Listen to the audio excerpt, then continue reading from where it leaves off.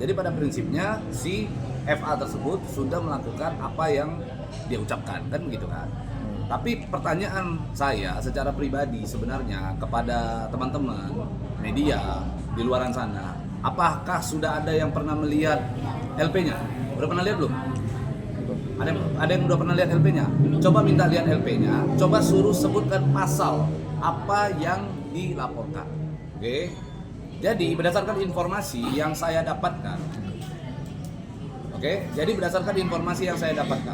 FA melaporkan saya secara pribadi dengan dugaan tidak pidana penghinaan ringan.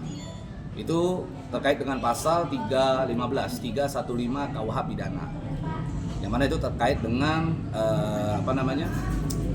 penghinaan ringan, ancaman hukumannya 4 bulan 2 minggu. 4 bulan 2 minggu. Apapun itu kita menghormati hasil daripada laporan itu. Dia kemarin kan laporannya semalam. Semalam itu berarti tanggal berapa itu? Tanggal 8, ya kan? Dia melaporkan tanggal 8. Saya ingin informasikan kepada teman-teman bahwa sebenarnya saya secara pribadi sudah melaporkan FA. Secara resmi kita sudah laporkan, yang mana sebelum FA melaporkan saya. Di mana kami melaporkan pada tanggal 6 November 2024. Artinya kami lebih dahulu melaporkan FA. FA melaporkan saya dengan dugaan pasal 315 yang ancaman hukumannya tadi 4 bulan 2 minggu. Sementara saya melaporkan FA untuk pasal 27A Undang-Undang Nomor 1 Tahun 2023 tentang RKUHP, yaitu Undang-Undang ITE ya. Kita bicara tentang ITE ya, pencemaran nama baik melalui media elektronik. Ini dia IP-nya.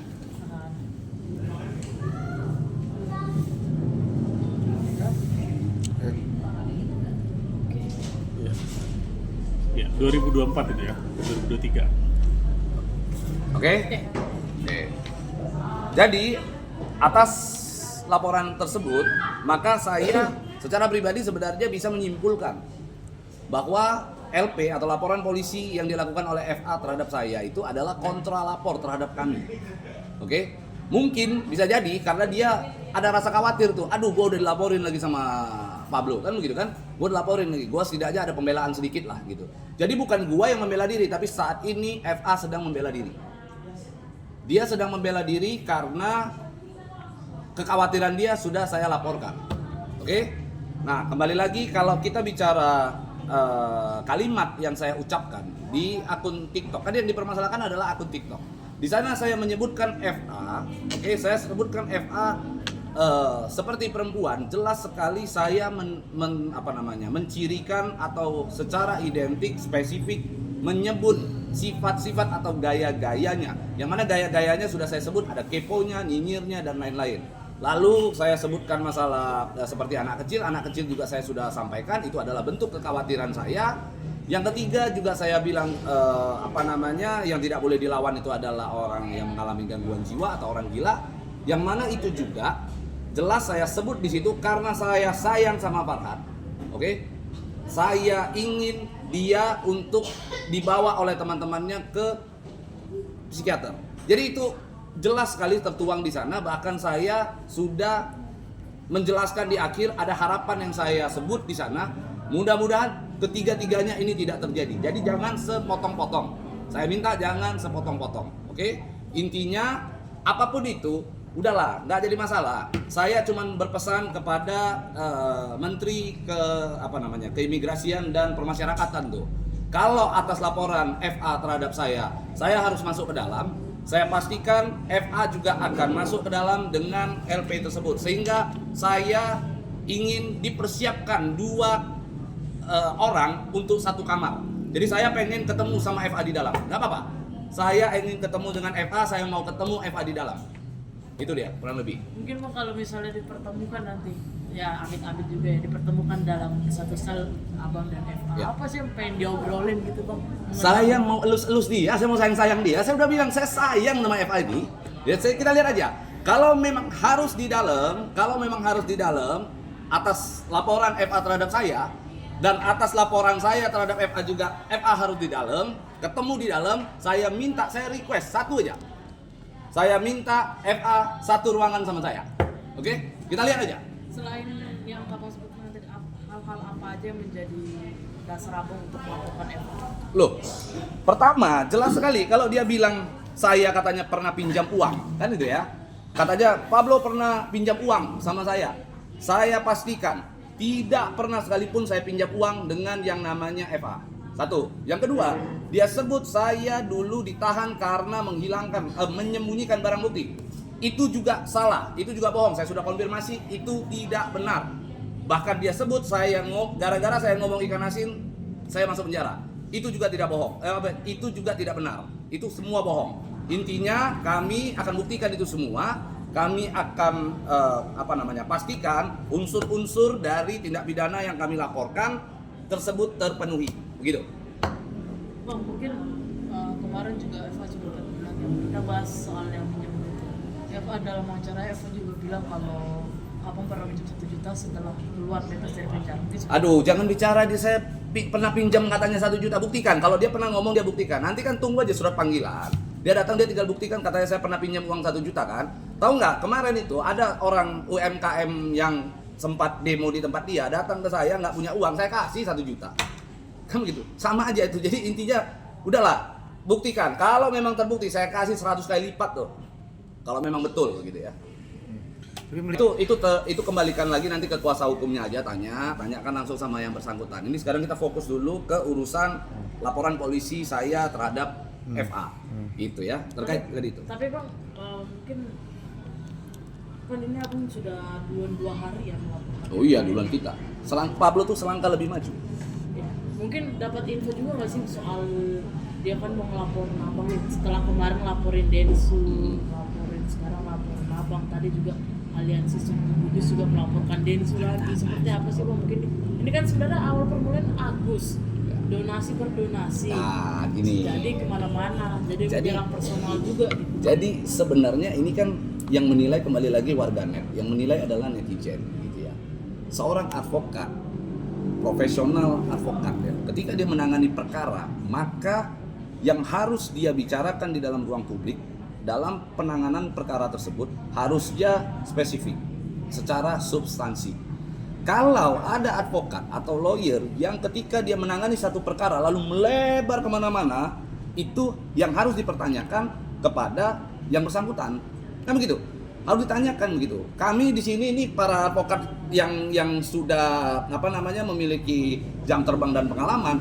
Kalau kami tanganin perkara satu itu aja yang kita bicarakan. Gak akan pernah kita keluar dari satu rangkaian peristiwa suatu perkara begitu ya. Kita nggak akan pernah keluar dari substansi. Kalau kita keluar dari substansi, disitulah menunjukkan ketidakprofesionalannya seorang advokat atau lawyer. Intinya sih poinnya itu aja. Bang, mungkin pesan-pesan apa sih yang pengen Abang sampaikan kepada FA nih? Kan dulu kalian, Abang dan FA kan juga teman baik ya bisa dikatakan. Ya. Sampai sekarang saya juga masih berteman baik. Kalau dia nggak anggap saya teman ya nggak apa-apa. Yang penting nanti kan ketemu sama saya di dalam. Apa yang pengen Abang sampaikan? Saya mau sampaikan apa? Mau sampaikan sekarang di publik. Ya boleh. Makan yang banyak. Bangun tidur jangan lupa sikat gigi terlebih dahulu. Mau tidur jangan lupa cuci muka, cuci kaki. Tuh. Itu pesan saya untuk FA. Kalau untuk secara substansi hukum, maka ini adalah kuasa hukum saya. Silakan boleh pandangannya bagaimana? Gimana Bang? Bang Faris, mungkin untuk ancaman pidananya nih. Ya, si jadi FA ini sendiri seperti apa? Jadi gini ya, rekan-rekan media ya, sebelum kita bicara ancaman pidananya, kita perlu lihat dulu latar belakangnya ini. Sesungguhnya klien kami selama ini menahan diri untuk tidak melakukan proses laporan. Ini menjaga esensi persahabatan yang pernah mereka jalani dahulu. Namun dilihat lambat laun belakangan ini justru yang membingungkan. Terlebih, seperti kami ini sebagai seorang praktisi hukum yang menjunjung tinggi nilai moralitas, maka disebut adalah sebagai pemangku officium nobile, martabat yang mulia. Kita nggak boleh sembrono di dalam menyampaikan kata-kata, di dalam menyampaikan apalagi katakanlah ini ujaran-ujaran yang diduga patut menunjukkan satu kebencian, dilatar belakangi dengan kalimat-kalimat yang sebenarnya ini adalah bagian daripada kerahasiaan antara klien. Kalau kita mengingat masa lalunya klien kami ya dengan FA ini ya, beliau itu kan adalah bekas kuasanya. Di dalam undang-undang advokat secara kode etik, pasca maupun sesudah atau sebelum, sebagai seorang lawyer harus menjaga kerahasiaan daripada klien. Etikanya begitu. Maka dibilang kita ini adalah officium nobile.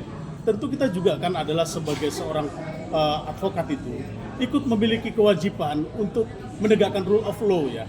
Aturan hukum yang baik.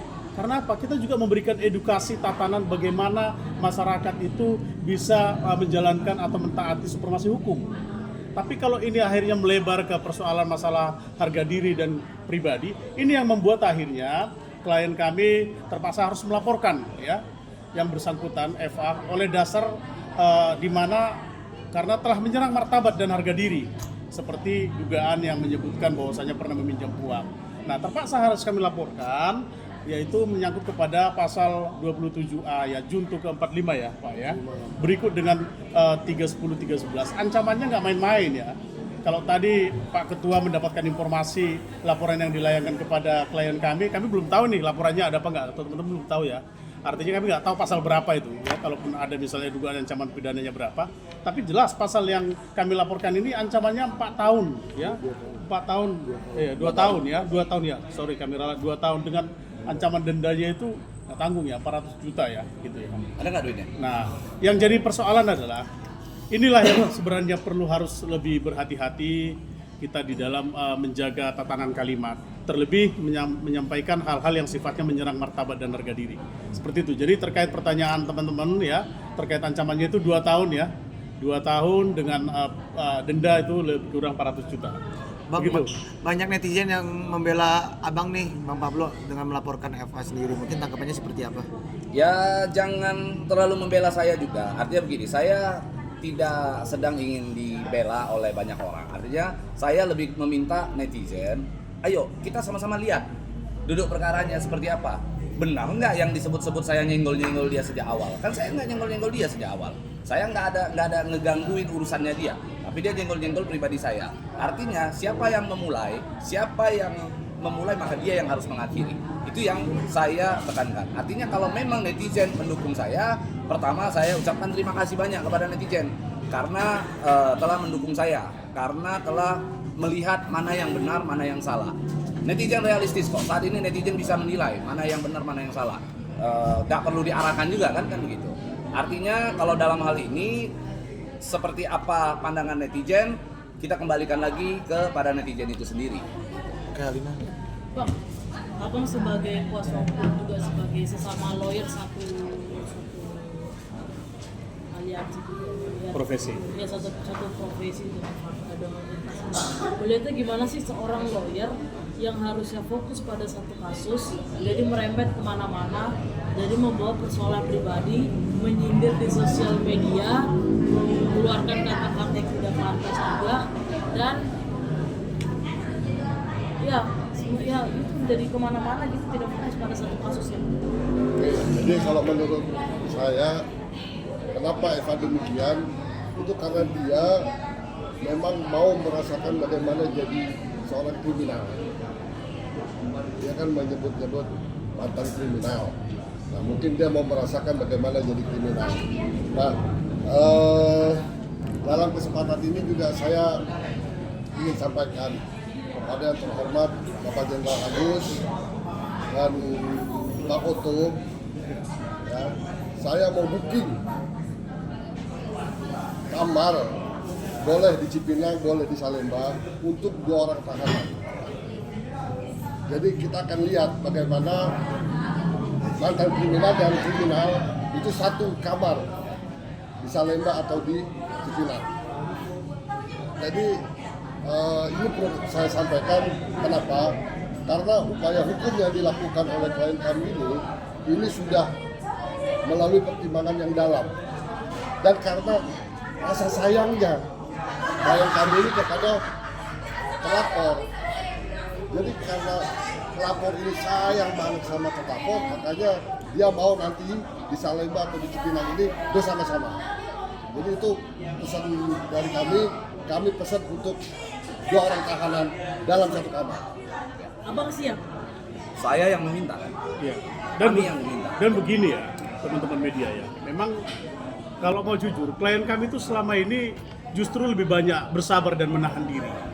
Tidak melakukan proses upaya apapun, hukum apapun. Namun faktanya kita melihat di media, sedikit-sedikit saudara FA ini memberikan ancaman mau lapor, sedikit-sedikit mau lapor, sedikit-sedikit mau lapor.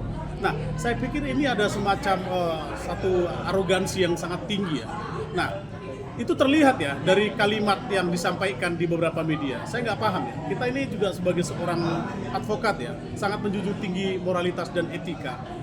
Saya mendengarkan saja bahasa ini agak aneh saya dengar ya. Sampai dia katakan, saya pastikan akan masuk neraka gitu. Seakan-akan ini mengambil satu kualitas ilahi ya, mengambil satu kualitas ilahi menjadi potensinya menghantarkan seseorang itu ke neraka. Ini bagaimana? Ini kita bingung ya, kita sebagai seorang advokat yang menjunjung tinggi nilai moralitas dan sebagai pemangku officium nobile, kita menyampaikan kalimat demikian. Emang siapa sih yang bisa memastikan orang masuk neraka? Nah, ini hal seperti inilah yang membuat kita akhirnya menganggap ada sebuah hal yang aneh ya, dan tidak sepatutnya menurut saya. Apalagi kalau kita bicara jam terbang beliau ini kan bukan jam terbang kaleng-kaleng dalam bahasa sekarang ya. Jam terbangnya sudah cukup tinggi. Tapi ya kalau seperti ini modelnya ya kita akan kawal persoalan ini. Permasalahan itu kan kita kawal ya. Teman-teman boleh sampaikan ya, kita akan kawal persoalan ini sampai kita pikirkan seperti apa disampaikan oleh klien kami. Bila penting mau ketemu di dalam juga oke lah ya. Seperti itu. Akan baku hantam kalau ketemu. Oh, saya itu gini ya, kalau ditanya akan baku hantam apa enggak, saya itu sayang sama dia. Gimana kalau seseorang yang sayang itu, kadang-kadang kalau untuk menegur seseorang itu harus ada sentilan-sentilan sedikit kan. Makanya nanti kita lihat aja. Mudah-mudahan dia ketemu sama saya. Saya sih cepat itu aja. Terserah lah mau ketemunya di dalam. Meskipun kami tuh nggak yakin ya kalau akan ketemu berdua di dalam, karena bisa jadi cuma dia sendiri yang ada di dalam kan gitu ya. Kami nggak yakin, tapi mau ketemu di dalam, mau ketemu di luar, mudah-mudahan saudara FA jangan sampai Anda ketemu sama saya. Nah, itu aja poin-poinnya kan. Saya ngomong benar-benar sebagai seseorang yang lelaki. Berbeda dengan mungkin sahabat saya Densu ya. Kalau Densu datang mungkin ke dia minta dihajar. Kalau saya pastikan apa yang dia ucapkan kepada saya, apa yang dia ancamkan kepada saya akan lakukan terlebih dahulu kepada dia. Nah, itu deh poinnya. Ya, saya pastikan. Saya nggak peduli. Saya dengan apa yang saya ucapkan itu akan saya pegang. Lidah saya ini adalah tanda tangan saya. Kalau saya ucapkan maka saya akan pegang sampai akhirat. Itu deh poinnya. Ya, satu sisi begini. Ini ada tambahan yang paling penting. Karena saya tadi sudah mengingatkan tidak ingin keluar daripada substansi, saya mau sampaikan. Kalau dia sempat keberatan dengan ucapan saya, gara-gara saya bilang saudara FA ini menunjukkan bahwa dia itu menangani perkara saya pada saat itu gagal, kan gitu kan? Saya tidak pernah mengatakan bahwa gara-gara dia saya masuk penjara. Nah, dia membolak-balikkan fakta itu. Tapi saya mau teman-teman netizen di luaran sana untuk menilai. Pada saat menangani perkara saya, coba teman-teman buka jejak digital semua ada. Saya pernah tulis sebuah surat, yang mana surat tersebut digunakan untuk pembelaan terhadap perkara saya, pembelaan terhadap perkara saya. Saya minta FA untuk mengucapkan atau membacakan surat tersebut di ruang publik. Apa yang dia lakukan? Justru dia ambil surat saya tersebut, dia bawa keluar, dia malah bergening dengan seseorang BK ya kan? Dengan seorang wanita yang bernama BK, dia sobek surat saya. Itu ada pengakuannya di jejak digital yang mungkin teman-teman bisa lihat. Yang kedua, dia pernah datang masuk ke dalam hutan untuk membesuk saya dengan saudara G ya. Akhirnya pada saat dia di dalam, dia besuk, dia buka handphone, dia videokan saudara G yang mengakibatkan saudara G masuk ke dalam sel tikus atau sel isolasi. Dan saya pada saat itu juga mendapatkan teguran keras dari pihak rutan. Menurut teman-teman netizen, kira-kira apakah seorang advokat menangani perkara dengan cara-cara seperti itu?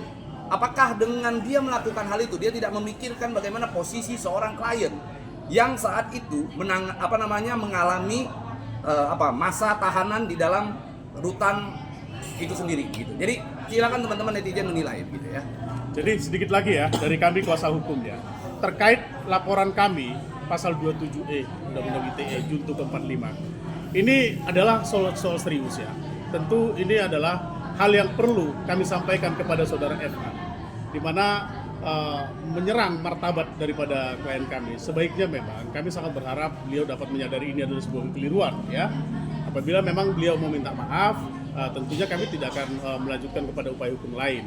Karena apa? Kita paham ya teman-teman ya, Undang-Undang ITE pasal 227A itu, di mana memang di situ diatur pelaksananya adalah SK bersama ya, yaitu Kapolri, Kejagung dan Kemeninfo ya.